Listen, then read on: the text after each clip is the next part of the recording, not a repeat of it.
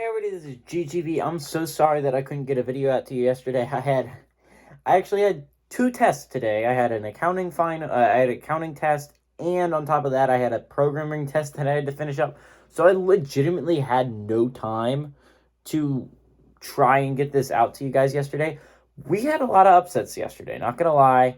I'm not feeling great heading into Thursday with only 1 point. Would love to pick up a point here today. But let's go over the upsets we had yesterday. We had 4 out of the 6 games with ranked teams had upsets in them. Let's start with we had Houston playing SMU yesterday. SMU picked up a huge, crucial win they needed to try and make an argument for an at-large bid. Right? SMU now sits at 17-5, 8-2 in conference. The interesting thing about SMU is they now have a win over Houston. Houston's a top 10 basketball team, right? They picked up a win they kind of needed, right? And if you're looking at the American, it's going to be interesting down the stretch because you're looking at it. Houston and SMU are obvious teams that I think should be considered for an at-large bid. And Memphis is starting to look like a team that you should at least look at for an at-large bid. They've won 4 straight, and this was a Memphis team that was, mind you, a top 15 team at the beginning of the season. I think you've got to start looking at Memphis. Now SMU is only a game back in the American race.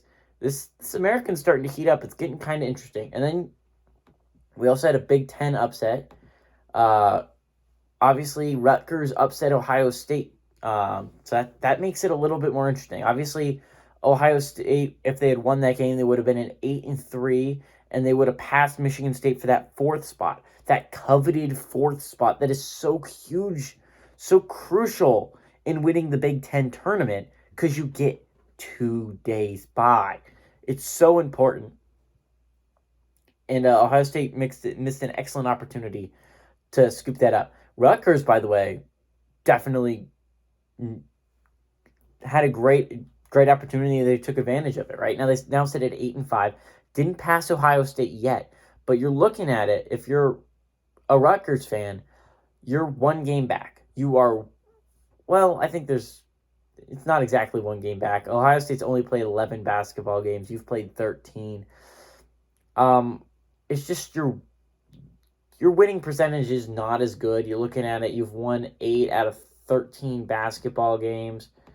Ohio State's won 7 out of 11 basketball games, which is 2% better. But Rutgers, you're looking at it, you have an excellent opportunity to get this 5 seed, number 1 off the bat.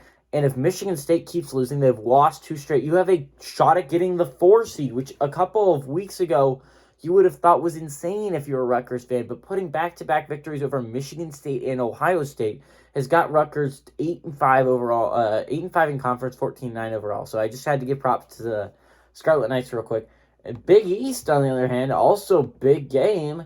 Seton Hall upsets Xavier at home, and Seton Hall now is tied with Xavier for 5th place in the, I'm sorry, not 5th, 6th place in the Big East. And Seton Hall gets a huge, you're talking about a crucial win to stay in this at-large race. Seton Hall gets the big victory of now won 3 in a row and has the second longest active winning streak in the Big East, only behind Providence. And so that's crazy all by itself. Xavier, I mean, like, these aren't crazy upsets, but these are underdogs nonetheless. SMU was kind of nuts because SMU came back from double digits down. And then you had the Big 12. Big 12 also had a pretty significant upset with Oklahoma upsetting Texas Tech. And if you are Texas, you are thanking basically everyone. Thank you, Sooners, because now Texas Tech is tied with Texas at 7-4. Now, Texas and Texas Tech, both 7-4 in conference, both 18-6 overall, which means it goes to the 3rd tiebreaker, which would be head-to-head, which Texas Tech has.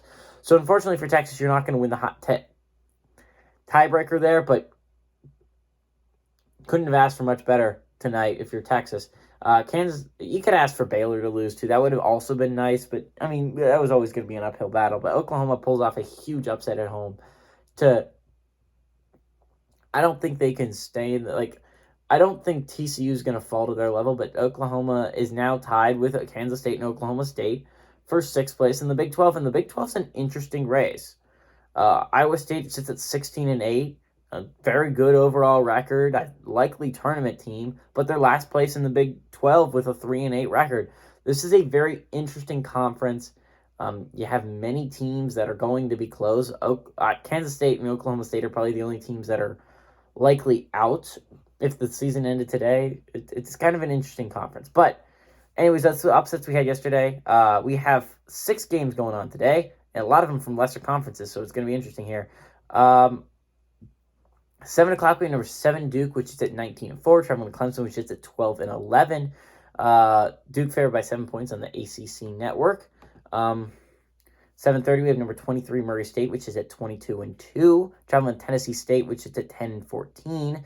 Murray State favored by 14.5 points on ESPN+. 8 o'clock, we have Pacific, which is at 7-16, traveling to number 2 Gonzaga, which is at 19-2. Gonzaga favored by 32 points on CBS Sports Network. 8 o'clock, number 3 Purdue, traveling to Michigan, which is at 12-9. Purdue favored by 3 points on ESPN.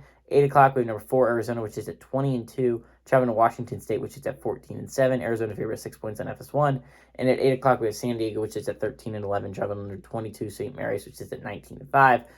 St. Mary's favored by 15.5 points on BSW. So the ACC is interesting. I feel like that's the very least to say, right? You look at the top 5 teams, you probably expect to see Duke and UNC in there, but you probably at the beginning of the season, I don't think many people would have guessed Notre Dame, Wake Forest, and Miami being in that top 5. But it really is kind of fascinating the way the ACC is shaken out this year. Florida State, which started off kind of rough and then got back on its feet, has now lost 5 straight. Louisville, who's a perennial powerhouse, has lost 6 straight. And NC State, who's normally a very solid ACC team, has lost 5 straight and is in last place. It's a weird conference, guys. ACC is a really weird conference, and if you're looking at it, you probably only have one guarantee. I feel like you should make an argument that Notre Dame and Miami and probably Wake Forest should all probably make the tournament. I think UNC has a case to be made, but also doesn't have a quality win on them as the season has gone on. So it's interesting to say that nonetheless. But you're looking at it, if you're Duke, this is a pretty sizable game. And I swear I say that about every Duke game I talk about. But this is a sizable game because if you win this game, you're 10-3, tied for first place in the ACC and has the tiebreaker over Notre Dame. So you would sit in first place at the season end today. So big game for Duke. But if you lose this game, you fall to 9-4, right? You fall to 9-4. You're tied with UNC. You're tied with Miami for third place. Wake Forest, by the way, would love a Duke upset. It would move you to second place overall. Pretty nice if you're a Wake Forest fan. On the other hand, Clemson has a chance to move up in the standings, right? If you win this game, if you're Clemson, you move to 5-8. Remember, they had Duke on the ropes last time they played them, just couldn't pull it out. Clemson with a win can move to 5-8. Move past Louisville for 10th place in the ACC, only 1 game back behind Virginia Tech and Florida State. So as much as Clemson has not been great as of late, lost 2 straight, they have a chance to get at least in the middle of the pack. And if you go on a run in the tournament, again, you can make the playoffs. You just have to put yourself in a good spot.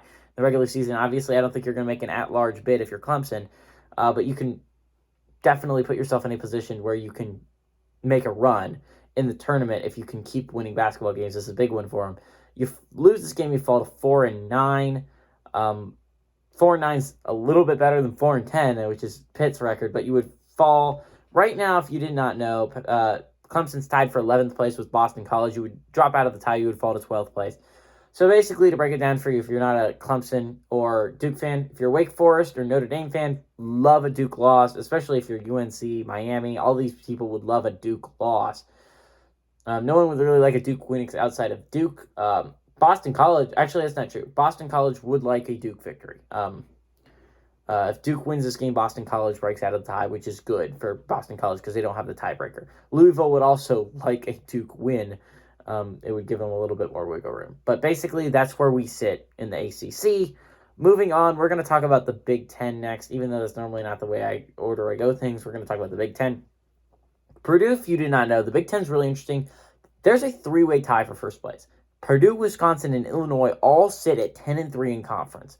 Purdue, if the season ended today, would have the number 1 seed based simply off the best overall record.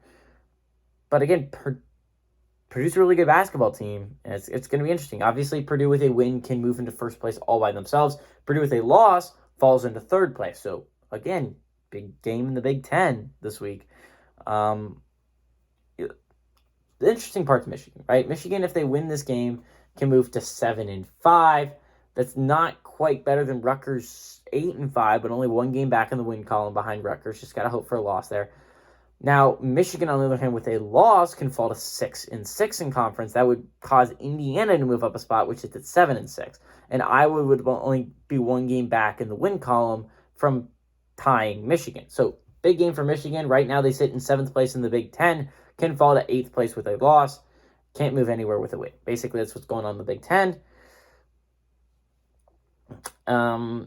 Next, guys, we're going to talk about the Ohio Valley Conference. We don't talk about this conference very often. That's because normally not someone's in the rankings, but Murray State this week is in the rankings. And Murray State with a win obviously stays in first place. They sit at 12-0 now.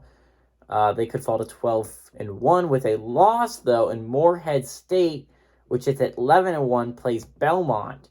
So if Morehead State pulls off a win and Tennessee State pulls off an upset, Morehead State can be tied for first place in the Ohio Valley Conference. Tennessee State, on the other hand, sits at 5-7 with a win, can move to 6-7. And if Southeast Missouri State loses to Austin, PA, then they would only be 1 game back in the loss column from 4th place. So pretty significant game. Also for Tennessee State, if they lose this game, they fall to 5-8 in conference. And Tennessee Martin, if they beat SIUE, which is last place in the conference, so likely scenario, if Tennessee State loses this game, Tennessee Martin wins their game, they move into a tie for 5th place instead of owning 5th place outright. So basically, that's where we sit in the Ohio Valley Conference. Let's talk about the Pac-12, and then we'll get straight into the West Coast. Pac-12, Arizona obviously sits in first place, has a 1-game win in the lead column, 2-game lead in the loss column over UCLA, the closest team.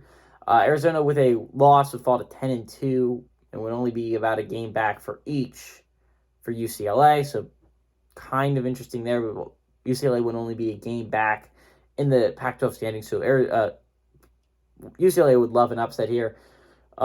Washington State, if they win this game, they can move to 8-3 into a tie for 3rd with Oregon. With a loss, they fall to 7-4 and enter a tie for 5th with Washington. So basically, that's where we sit in the Pac-12. West Coast is going to get a little bit more complicated tonight. Gonzaga now has a sizable lead on St. Mary's. Not quite 2 games, but could be 2 games as soon. Gonzaga with a win can move to 9-0 in conference. Even if they lose this game somehow, some way, they fall to 8-1 in conference. Still not enough. Even if St. Mary's wins tonight, it would move to 8-2, 1 game back in the loss column. St. Mary's with a loss tonight against San Diego can fall to 7-3, and Santa Clara would enter a tie for 2nd place in the West Coast, which would be important for them. San Diego with a win can move to 7-5 in conference. Now, let me do the math real quick on that. 7-5 would be 7 out of 12 basketball games. It's a 58.3% win percentage. San Francisco would still be barely better than that with a 60% win percentage. With a loss here, you can fall to 6-6 if you're San Diego. Not going to move anywhere quite yet because BYU also sits at 5-5, and you would have more wins, therefore a better overall record, and you would sit in 5th place. So no matter what San Diego does tonight, they're going to be in 5th place regardless. St. Mary's is going San Diego. Pacific. I'm sorry, I forgot about Pacific. If Pacific somehow pulls off the miraculous upset tonight, they would enter a tie with Portland for 7th place in the WCC. If they lose this game, which is the more likely scenario, they enter a tie for 8th place in the WCC, which they own outright right now. They outright own 8th place. With a loss, they could tie LMU for 8th place. So if you're an LMU fan, rooting for Gonzaga tonight. If you're a San Fran fan, probably rooting for St. Mary's. Although, not going to lie, a loss by St. Mary's wouldn't hurt you too bad. Actually, it might help you in the long scheme of things because you'd be only one game in the loss column back from tie for second place, which could be pretty amazing if you're San Fran. On the other hand, San Diego's getting closer. Kind of like a lose-lose, win-win scenario, though, for if you're a San Francisco fan. Anyways, that's where we sit. I think this is an interesting night because I don't think there's that many chances for upsets. And I'm going to go out on a limb here tonight. I'm going to go out on a limb. I'm going to pick Washington State. I understand Arizona's a top 5 basketball team right now. They're playing at an elite level. But I think Washington State's also playing at a very high level. They're playing some pretty good basketball right now. Washington State is on a 5-game winning streak, which is the longest in the Pac-12. I think that continues here today. So give me the Cougars to win this one.